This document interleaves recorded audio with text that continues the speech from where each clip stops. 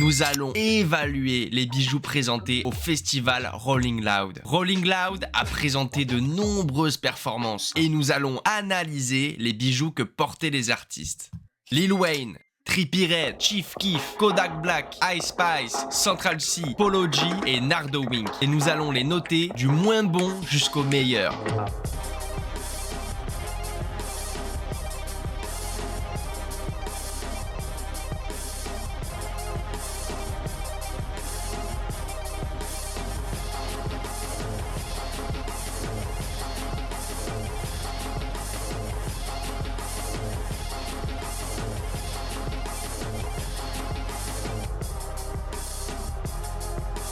Ok, alors Ice Spice porte ici sa chaîne Ice Spice. Est-ce que j'aime ça?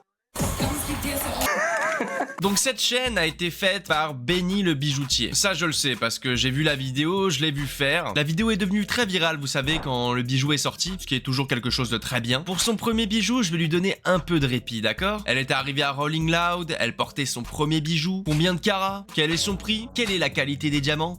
Je ne suis pas ici pour critiquer les bijoux des gens, mais pour son premier bijou, c'est vraiment bien. C'est pourquoi je la mets en bas de la liste. Elle va bientôt grimper, j'en suis sûr. Mais les questions qu'on peut se poser, c'est est-ce qu'elle l'a eu en promotion? Est-ce qu'elle a payé la moitié? Ou peu importe ce que c'est, tu sais, j'ai déjà été dans cette situation et ça arrive parfois. Mais un article promo n'a pas la même qualité qu'un article à 100 000 $. Mais bon, peu importe, l'important c'est que cette pièce soit devenue virale. Elle la porte avec une chaîne cubaine, elle a l'air de bien s'amuser et c'est une pièce originale et unique. La qualité du diamant pourrait être un peu meilleure. Quelle montre elle porte là? Qu'est-ce que c'est? Elle a une Richard Mille. Ah, on sait jamais, tu vois ce que je veux dire? Ces montres sont coûteuses, certaines ont des prix variés, des situations différentes par rapport à ses autres affaires. Je ne sais pas exactement le modèle qu'elle porte. Vous savez quoi? Il faut demander à un expert. Je vais voir si je peux appeler Roman. Eh mec, j'essaie de savoir quelle montre porte Ice Spice sur cette photo. Je sais pas si tu peux bien la voir d'ici. C'est une RM10 recouverte de diamants. Combien ça coûte? Sortie d'usine, 180 000 $. Et avec les diamants? Avec les diamants, 80 000 $. 80 000, d'accord. C'est sûrement un boîtier refait, je ne sais pas s'ils le font en usine. Ah, je le savais, pour les montres, je devais appeler l'expert. Être sur scène à Rolling Loud, ça va être une super expérience. Sur une échelle de 1 à 10, je noterai cette expérience -2. Le prochain sur scène est Central C et ses bijoux. Il a son gros bijou Chanel, son autre pièce bien massive. Je suis pas vraiment très enthousiaste avec ces pièces, je dois être honnête avec vous. Je sais que sa performance est très cool, mais ses diamants sont un peu... C'est ce qui se passe dans le monde de la bijouterie. Vous, spectateurs, mettez-vous à la place de l'artiste ou de la célébrité. Vous voulez votre pièce de cette taille ou encore plus grosse, mais vous n'êtes pas prêt. Est-ce que ça coûte 100 000, 200 000 ou 250 000? Un bijoutier va vous dire 250, un autre va vous dire 200. Est-ce que vous choisissez le prix le plus bas? Et pendant ce temps, l'autre bijoutier essaye de dire « T'inquiète pas, je vais te le faire moins cher, je vais le faire pour 200 ». Sauf que l'artiste pensera qu'il aura économisé 50 000. Sauf qu'après, le bijoutier, qu'est-ce qu'il va faire? Il va économiser sur les détails et ça va se ressentir sur les bijoux. Je ne dis pas qu'il a des bijoux qui sont mal terminés, mais je ne suis pas vraiment enthousiaste à ce sujet, car vous allez bientôt voir comment rendre les bijoux quand les détails sont bien fignolés. On avait pour 600 000 $ pour ces bijoux. Suivant, Nardo. Donc Nardo quoi? Nardo Wick? Ok, donc Nardo Wick. Nardo, combien as-tu dépensé? Nardo Wick a l'habitude de porter toutes ses chaînes en même temps, ce qui est plutôt stylé. Totalement glacé. 3 chaînes cubaines de taille gigantesque, des Audemars, 3 bracelets cubains et des bagues énormes. Ce sont des pièces de grande taille. J'ai trouvé un ticket là-dessus, je peux te le dire. Je me souviens pas du prix d'un ticket.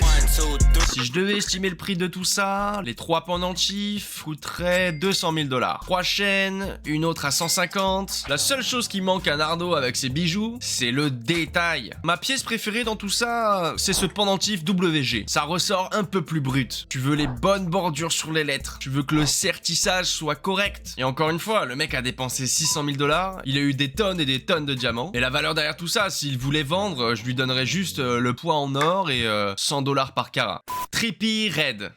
Trippie Redd a vraiment un style de bijoux exclusif. Ce mec porte ses bijoux avec une petite touche punk rock. Et vous pouvez quand même voir un peu d'émail, vous pouvez voir des chaînes sur mesure. Il n'a pas une seule chaîne cubaine. Toutes ces chaînes sont uniques, elles sont toutes différentes. Ah, il y a un peu d'émail. C'est vraiment cool, franchement ça tue. C'est vraiment stylé. Vous voyez ce que je veux dire? C'est vraiment propre à lui. Il a une Skydweller à une main, une autre montre à l'autre. Tous ces bijoux sont vraiment originaux, tous ces bijoux sont vraiment différents. Il est vraiment important que les fans au fond de la foule puissent voir votre configuration et vos chaînes. Parce qu'il ne faut pas oublier que tout le monde n'a pas la même qualité de diamant. C'est comme ça que l'argent dans l'industrie du diamant est fait. L'argent vient des diamants VS, mais personne ne veut payer ce prix. Parfois je regarde des pièces et c'est vraiment pas à quoi je m'attendais. Mais j'aime beaucoup le style de Trippie Redd. Ses diamants brillent et il est dans le monde de la bijouterie depuis plus longtemps que certains autres. Et c'est pourquoi il a cette allure. Tu dépenses 600 000 $, 500 000 $, 350 000 $ pour quelque chose. Donc ouais, tu vas te détendre, fumer un backwood et écouter Trax NYC analyser ses foutus bijoux. Maintenant, Polo G fait quelque chose de vraiment unique, mais un peu dans le même esprit. Il a un pendentif avec une image de monstre et 3 chaînes cubaines, c'est ça? Quand t'as des chaînes cubaines, il est essentiel de savoir comment elles sont fabriquées. Je parlais de Fatboy par exemple. Fatboy achète ses bijoux d'un premier bijoutier, puis il en achète d'autres d'un autre, puis il achète des chaînes à un autre bijoutier, des bracelets encore à un autre. Donc les diamants ont une certaine qualité d'un côté, une autre de l'autre, avec un premier style, un autre style, et il se perd complètement dans sa direction artistique. Tu veux que tes chaînes cubaines soient assorties. Tu veux que ça ressemble à un ensemble. Tu veux pas juste être assis avec un sweat Adidas, des shorts Nike et des baskets Ellie, mec. Tu vois ce que je veux dire? Et c'est ce que Polo G fait ici. Il a 3 chaînes cubaines énormes et elles ont l'air d'être un ensemble. Et on voit que les diamants sont de qualité équivalente. Le pendentif est massif, il est énorme, avec un cadre énorme. Je pense qu'il a dépensé vraiment des sommes folles, mais c'est clairement un cran au-dessus. On voit quand le bijoutier veut garder le client. Combien il a dépensé dans ce pendentif? 300 000?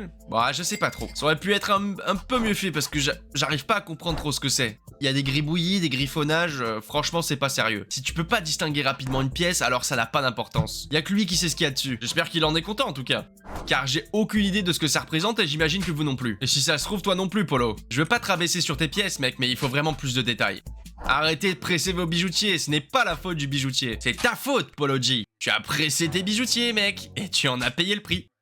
Le prochain concurrent est notre pote Kodak Black, un bon ami et un client. Alors il arbore ses bagues avec des baguettes et tout le reste. Une tenue incroyable de qui? Je sais pas trop. Et il est pas devenu trop fou car c'est un véritable artiste avant tout, tu comprends? Il a sur lui là ma croix préférée. Ce sont des croix baguettes en 3 couches mélangées. C'est un mélange et c'est à la bonne qualité de diamant. Kodak est vraiment fou. J'ai déjà fait du business avec ce mec et c'est un gars vraiment taré. Il a pas mal de bijoutiers donc je sais pas qui a fait cette pièce en particulier mais c'est une belle pièce. Il a les bonnes baguettes mais même s'il ne portait absolument rien, le son disait qu'il était en train de faire le show. Il a une belle collection, la foule devient complètement folle. Quand il présente tout son catalogue musical, c'est de la vraie bijouterie. C'est du VS, c'est du VVS. En deuxième position, j'adore vraiment cet ensemble de bijoux. C'est Chief Keef. Et c'est pas parce qu'il m'a montré de l'amour et qu'il m'a contacté. Chief Keef est une personne très sérieuse. Tout d'abord, il a pas de pendentif griffonné, ok? Il a une énorme tête de Jésus, et ça c'est vraiment génial. Sacrément génial. Il a le type de tête de Jésus que portait Biggie, que portait Tupac. De taille monstrueuse, qualité VS, complètement glacée. C'est le genre de choses iconiques que tu veux. C'est le genre d'objet que je rêverais de posséder. C'est quelque chose que je voudrais vraiment avoir après 18, 19 années dans le monde de la bijouterie. Qui a observé des pièces de tête de Jésus, de Canal Street jusqu'au Diamond District. Il les a toutes vues et toutes faites. De toutes celles qui existent, c'est celle-là que je veux voir. Ce machin est une vraie bête. La chaîne sur laquelle il est accroché est de type mécanique. Mais peu importe, c'est comme ça. Mais bon, c'est comme ça, je vais pas sauter de joie pour la chaîne. Ces cubaines sont énormes, elles sont serrées. Et puis tu as ce petit bijou graffiti, bien en relief, entièrement glacé. Et il a également une Patek, recouvert de diamants, des tonnes de bracelets incroyables. J'aurais dû mettre les miens. En regardant Chief Keef, ça me donne envie de mettre les miens, tu comprends? Et on voit qu'il a une tête de Jésus colorée derrière. Mais bon, je suis content qu'elle soit derrière. Tu sais, quand il est sur scène et que le cou bouge comme un putain de dance floor, c'est complètement fou. Si tu mets ses bijoux et ceux de Trippie Redd à côté, tu sais très bien que c'est lui le gagnant. Pour moi, en tout cas, c'est un style que j'adore. C'est Chicago, c'est New York. Et cette tête de Jésus fruité qu'il a derrière, garde-la cachée.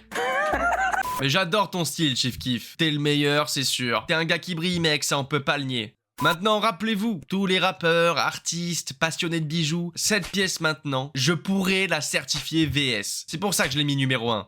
À présent, vous pouvez constater que la pièce de Wayne est sur un autre niveau, d'accord? Encore une fois, sans vouloir être irrespectueux, est-ce que vous pouvez comparer leurs pièces sur scène? Allez le voir par vous-même si vous voulez, pour voir ce que fait le monstre de Lil Wayne. Comment je sais que c'est VS? Regardez-le. Regarde la façon dont ça brille. On dirait qu'il y a une équipe de paparazzi à flash là-dedans. On dirait que la princesse Diana est revenue à la vie, qu'elle est dénudée et le photographe est un vrai flash. Repose en paix, princesse Diana. Mais c'est la seule manière de le décrire. Quel serait le prix de ce bijou? 300 000 à peu près. Et ça pourrait même être plus, hein. J'en ai aucune idée. En ce qui concerne les diamants, il aurait pu avoir le même look avec des diamants de laboratoire et économiser beaucoup d'argent. Disons-le comme ça. Il aurait pu faire ça avec des diamants de laboratoire, investir 100 000 au lieu de 400 000 dans les diamants, sans compter l'or qui est également très coûteux ici. L'or qui est très coûteux ici car il doit être lourd. Tu vas avoir un meilleur effet avec des laboratoires qu'avec tous ces qualités SI ou tout le reste. Les diamants de laboratoire actuellement sont à la mode, mais ils portent sûrement du naturel car il a de l'argent à gaspiller. Il se tient tout seul et il est en feu. C'est en feu ce qui se passe. Tu peux même pas quitter sa chaîne des yeux. Tu ne peux pas quitter ce bijou des yeux. Lil Wayne, s'il te plaît. Pas comme les bijoux de Floyd Mayweather, où il y en a un qui part en vrille d'un côté, l'autre qui part en vrille de l'autre côté. Non, non, non, non. C'est pas ce qui se passe ici. Ici, c'est Young Money.